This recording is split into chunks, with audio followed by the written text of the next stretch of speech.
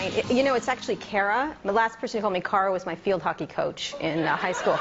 Kara, get the ball. Kara, hurry up. But I like it. It's nice. It was a little bad memory right there.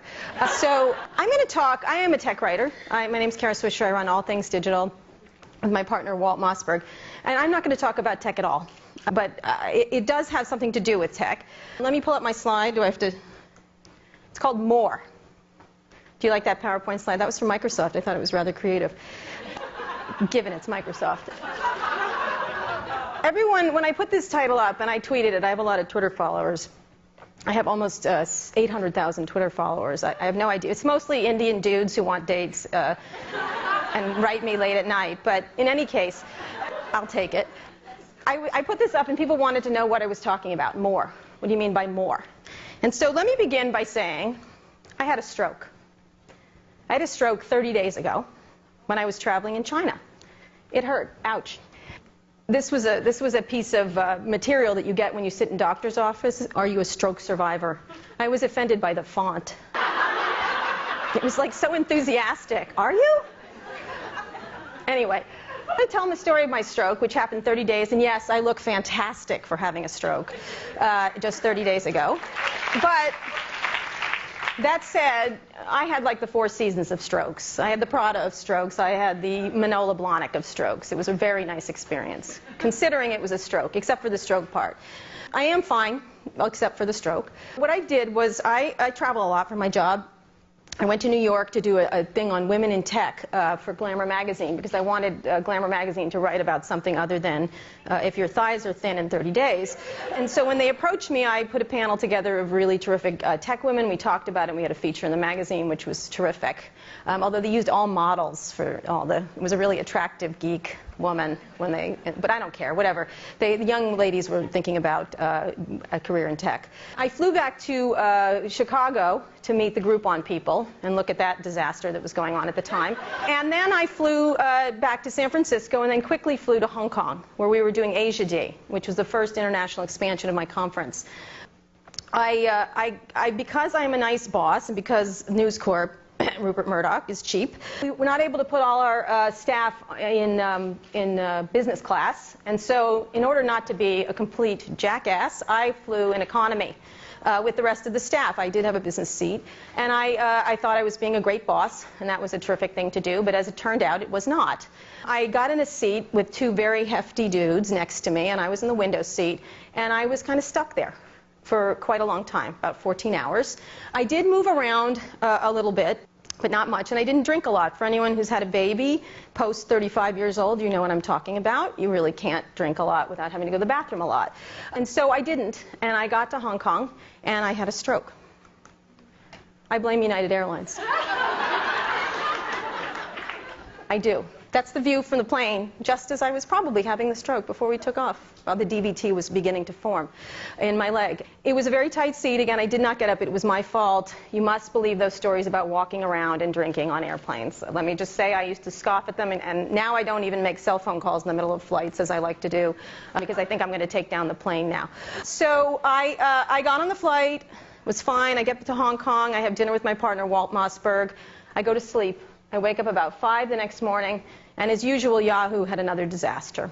So they lost a CTO, or perhaps the entire server farm fell. Something happened at Yahoo. It's always one of my morning rituals to write about something disastrous at Yahoo. So I was writing a story about the CTO leaving Yahoo, and then there was something else that was going wrong with the crazy board of Yahoo. And in the middle of it, I talked to myself a lot, and I said, what a circus act that company is. It came out, I thought that was curious. Why am I speaking like that? And I said something else. What a fucked up mess is what I was actually trying to say. And it came out like I was speaking another language. Didn't even sound like what I was saying. So I went to the bathroom and started saying the, I don't know if you know My Baloney has a first name. I don't know why that popped into my head as the thing I should test my speech with, but it was. I tested my speech, and it came out, instead of My Baloney as a first name, it's OSCAR. It came out like that. It was a little disturbing, but I didn't think it was a stroke. It didn't even occur to me. I had very bad migraines, and I thought it was another version of a migraine. Maybe I slept funny. Who knows what was happening. I tried to eat something, and it fell out of my mouth. which was unusual. Otherwise, I had no other symptoms except for this. It's called aphasia. And I thought, well, what am I going to do now? Because I feel fantastic. I just had 2 scoops, and I was blogging during this crisis. And so I thought, well, I can't call anybody because I can't speak, so I feel okay. So what should I do? So I wrote an email to my partner, Walt Mossberg. I said, there's something wrong with my speech. Do you think you could come down here? And for the first time in many years, he slept late. And so I was waiting for him to get back to me, and I decided I was going to get dressed. And I got dressed, went upstairs, and had breakfast. By this time, I could eat, and then by this time, I could sort of I could hear what I had to say. It was more like I had Novocaine, so I want coffee, that kind of thing. So by the time he got there, I was relatively in pretty good shape in terms of feeling fine, but decided to go to the hospital anyway. I called my brother, who's a doctor in the United States, and he said, it sounds like you had a stroke. And I said, oh, you're the worst doctor ever. As it turned out, I got to the hospital, and I had an MRI. I insisted on an MRI versus a CAT scan. CAT scan would not have shown what had happened to me. And in Hong Kong, I don't know if you notice, they wear all masks in all the hospitals, pretty much in a lot of places.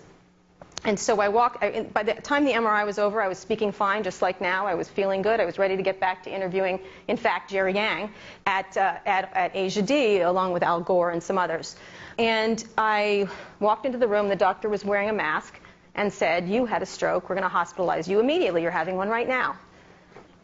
I couldn't speak for that one moment. It was really, my speech was lost completely, rendered mute, which I think a lot of people in Silicon Valley would have enjoyed for a moment, except for the circumstances. So I went in the hospital. Welcome to my transient ischemic attack. I went to Hong Kong, and all I got was this lousy brain freeze. The view was fantastic, I have to say. This was a view from my hotel room. It was like a Four Seasons. They had 400 thread count sheets. It was really nice. So this was a view from my hospital. It overlooked a racetrack, which was enjoyable also. And that's where I was for 5 days. I missed Asia D completely. They had tremendous doctors, great hospitals, very inexpensive in Hong Kong. The entire 5-day hospitalization with all the tests cost me $8,000. Which was shocking. That almost gave me a stroke. Another one. And I was tested there and found out that I had a hole in my heart, which apparently is common to the human race. 20% of people are born with a small or large hole in their heart. And the way they tell it to you is, oh, it's common. I was like, really? Thank you for that.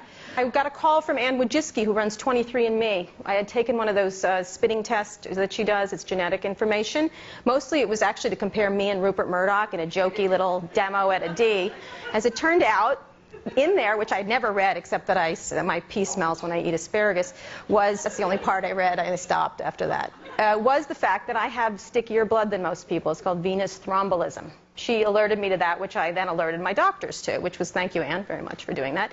So there are 2 genetic elements that I had that I've had my whole life that I had no idea I had. The airline, again, we blame United Airlines, was the third part that created a kind of perfect storm of stroke that happened. It was a minor one, and what was incredible was that the doctors are telling me that your brain starts to wire around the problem really quickly, like you're a computer, which I thought was somewhat interesting. And I was fine throughout the entire visit to the hospital. I felt like I do right now. Famous visitors, better hospital stay. Just so you know, Al Gore came to visit. There's Jerry Yang giving me a plum. That was his idea to get on his knees, and frankly, he should. You do get treated better. By the time I left, the nurse was like, who is this lady? Why are famous people coming to visit her? I never told them. I said I was very important. I couldn't explain why. So I think I look kind of good there. I'm attached to a bunch of stuff there. You can see all my little things. And I continue to wear my sunglasses throughout the entire incident. So anyway, I came back. My brother checked me out of the hospital early. The Chinese doctors wanted to keep me there for 4 weeks. I decided not to. And I got back, and it gets worse. When they ask you to stick something down your gullet, I suggest large quantities of drugs. They did more checking. It was indeed a hole. I do have a stroke, and it's a very difficult treatment, actually, because there aren't that many treatments for young people who have strokes. If I was older, I could take Coumadin and sit in my chair for a while, but actually many of the drugs that are available now, and there are more and more of them, have different problems. One causes osteoporosis, and the other creates fibroids on your stomach that makes you look like a gorilla has been beating you up. The one I'm taking now is called Pradaxa, which is fantastic, except for it has no antidote. And so if someone hits me on the head right now, I will be dying. So you bleed to death, and they don't have a way to reverse it. So there's all kinds of interesting things, but they're trying to make, a lot of people who've had strokes in the past have been elderly. so they don't spend as much time. But lately, more and more people are having strokes. Another well-known Silicon Valley person who had one was Roger McNamee. He had 2 of them in 2 weeks and didn't go to the doctor at all, and he happens to have a very large hole in his heart. But the treatment's really hard, and there's a lot of decisions to making, including filling up the hole in your heart. I had a lot of exes that said I had a hole in my heart, but it turned out to be true. Anyway, so the reason I'm telling you this story about the stroke is because it got me thinking a lot. And what happened was, when I got back, I went right to a party, I felt fine, and everybody pats you when you have an illness. And I am not someone who enjoys patting or hugging. And I don't think I suggest that you should do that to me. But indeed, people were patting me and hugging me. A lot of people I didn't want to pat and hug me. And so one of the things they did was to write me inspirational emails about how I should now slow down. Finally, Kara Swisher, you must slow down. And at first, I tolerated it. And then I thought, no, I don't think so, actually. The lesson that I learned from my near-death or my near incapacitation experience is really what it was that I don't want to slow down. I actually do enjoy what I do. I actually don't want to smell the flowers. I don't like cut flowers. I don't like poetry. I don't like relaxing.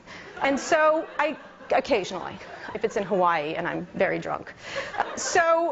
Which I can't do now because I'm on anticoagulants. Anyway, damn. So it made me think a lot, because a lot of people were trying to say, you're too hard-charging entrepreneurial lady, Kara Swisher. Now it's time. Now the chickens have come to roost, and you must now calm down and take it easy. A lot of what is wrong with me is genetic, actually. It happens to be a series of genetic anomalies that created this, except for the airline part. So it got me thinking about what is normal. You do take medications. This is kind of a cool piece of artwork in a place near my house. Normal is not what you think. And I think one of the things that happens to women especially is that when you have children, when you have an illness, when something happens, they always try to go right to the slow down part of the thing. Now you must take a moment. You're a little too hard charging. It's something they wouldn't necessarily say to a man, but it was very interesting, the padding and the slowing down and the this and the that. And I have 2 small children, although they're getting larger every day. And, now you will spend time with your children. I do spend a lot of time with my children, but now I must be, this is life-changing. And the way it was life-changing was in a very different way from what you might imagine. And it made me think about a lot of things, about what my life is. Is work important? How much time, do you spend on your personal life? How much time do you spend on your professional life? And one thing that I did come to the conclusion, having this incident happen to me, was that I really enjoy my professional life. Someone said during one of these things, it's trying to be nice, sent me a note saying, when you are on your deathbed, you're going to regret any time. Are you going to remember any time you're at work? And I said, yes, actually, I've had some fantastic times at work. I've had some very important times at work. I have work that I have a passion for, that I really enjoy, that I love interviewing people. I love doing stories. I love telling stories. And in fact, yes, I would regret if I didn't do a lot of them. And so it was kind of an interesting thing to think about. Sheryl Sandberg, who gave a speech at one of the TED Women's, talked about that, is leaning into your life. She's talking about leaning into your career, but it was the same thing, talking about don't leave before you leave. She tells a lot of stories about women who she offers jobs to, and they're worried about taking the job because they could become pregnant, and she says, take the job anyway and then get pregnant. It doesn't matter. And so I started really thinking, because I am on her team on this one, and what is normal is something we have to really start to rethink. So one of the things is I find signs everywhere. I take pictures of really weird signs, and I like to take. This was one I found on a wall. What if you do if you weren't afraid? Donuts, eat them, love them, live them. That is kind of my motto. It always was. That didn't change with the stroke. But now I try to sort of pay attention to these signs that I see, which I feel are being placed by some god somewhere in my way. Be happy, start here, open 6 a.m. I love that. And this is my single favorite message I've gotten from whoever's sending them to. It's a plush life, bitch. Now, the reason I like this is because the word plush is a fantastic word. We don't use it enough. I'm a word person, and I love the word plush. It's a terrific word. I hate the word ointment, by the way. But plush is a great word, but the contrast with bitch is just genius as far as I'm concerned. It wouldn't work just it's a plush life, but it works beautifully. And I thought it was a great message for me, and it's something to keep in mind. And so I always say to myself when I'm upset, it's a plush life, bitch. So I'll be finishing soon. So I was thinking I called it the Steve Jobs rule. And he's someone I interviewed about 6 or 7 times. I knew pretty well. Some people in this room knew him very well. I really enjoyed the times I interviewed Steve Jobs. I thought he really did lean forward in his life. There were a lot of issues. You read the book, he comes across it's a little tough on him. But one of the things I did like about what he did, especially in his professional career, is he was always, there's sort of the cliches about Steve Jobs, think different and things like that. But actually what he did was that he didn't make any excuses for the way he behaved. And sometimes it was some things he did were inexcusable, but most of them in terms of his professional stuff, he just pushed forward in a lot of ways. And I found that really inspirational when I thought about it.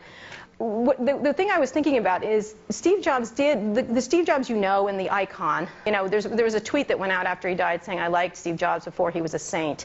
But what I liked about what he did was that his most productive years were in the years he had cancer. He created the iPhone, the iPad, working on Apple TV now. A lot of the modern Steve Jobs, how you think of him as a tech icon, happened in the years he was sick. And you could, if you all read that famous speech, which is a fantastic speech, and I know it's a cliche to say it, but it's worth reading over and over again. He talked about this idea of not doing what you don't want to do. Push yourself in ways that you have passion. If you don't have passion for something, get out of it. But he never talked about not doing. He never said relax. He never said slow down. And he did push himself very hard until the very end. Walt talked to him.